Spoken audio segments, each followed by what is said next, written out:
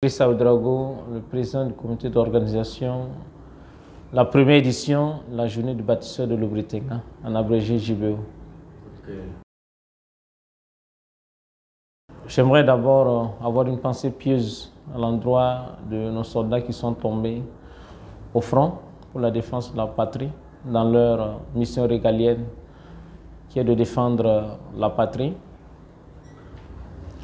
Nous souhaitons prompt rétablissement aux blessés et pour ceux qui sont tombés, que la terre libre de Burkina Faso leur soit légère. JBO, c'est une journée, une activité qui a été pensée, une idée mûrie, pensée par une maison sur place à Ziniéré, Yirimedia, qui est un média en ligne et qui a pensé à cette journée qui a pour objectif de primer, du moins de recenser les différents acteurs, les citoyens bâtisseurs qui se sont illustrés positivement au cours de l'année écoulée, bien sûr reconnaître leurs valeurs, leurs mérites à travers des attestations et des trophées de reconnaissance.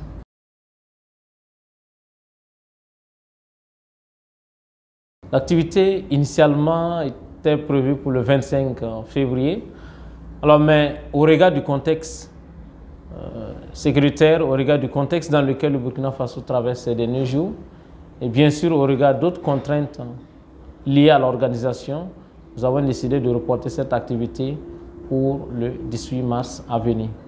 Ça va se tenir à Ziniéré, dans la salle du conseil régional 6 à Ziniéré, dans la région du plateau central. Okay. Comment concrètement l'activité va se passer? Disons que cette activité se veut grandiose et nous avons pensé qu'il faut donner une certaine envergure à cette activité.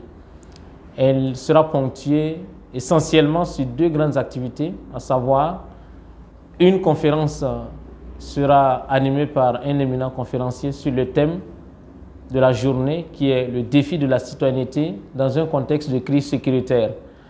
Après cela viendra l'activité proprement dite qui est la récompense ou la remise des attestations des lauréats aux différentes personnalités qui se sont distinguées dans un certain nombre de domaines tels que la paix et la cohésion sociale, le leadership féminin, les OSC impactantes et bien d'autres. Bien sûr, ces deux grandes activités seront ponctuées par des animations d'artistes musiciens et bien sûr d'autres activités qui vont rentrer en ligne de compte. Pour parler de la contrainte, vous savez qu'actuellement, nous sommes, ou du moins le pays traverse une situation de deuil. Alors donc, nous avons trouvé nécessaire qu'il n'était pas opportun, bien sûr, d'organiser une activité festive à ces temps-ci, raison pour laquelle nous avons voulu, bien sûr, repousser la date.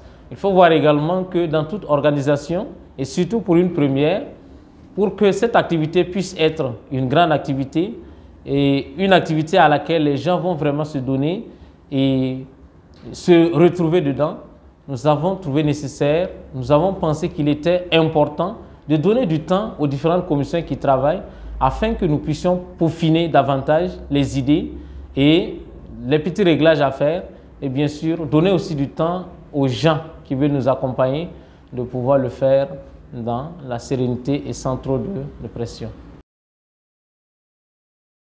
Nous disons d'abord merci aux hommes de médias que vous êtes, à Éclair Info qui nous donne l'opportunité de nous exprimer ce soir et nous lançons un vibrant hommage d'abord aux fils et filles de la région, de la province, mais à tout Burkinabé épris de la bonne gouvernance, épris de l'esprit de la citoyenneté actif, de bien vouloir adopter cette activité et de nous accompagner. Nous sommes disponibles, bien sûr, pour les différentes orientations, les différents apports, soutiens de tout genre.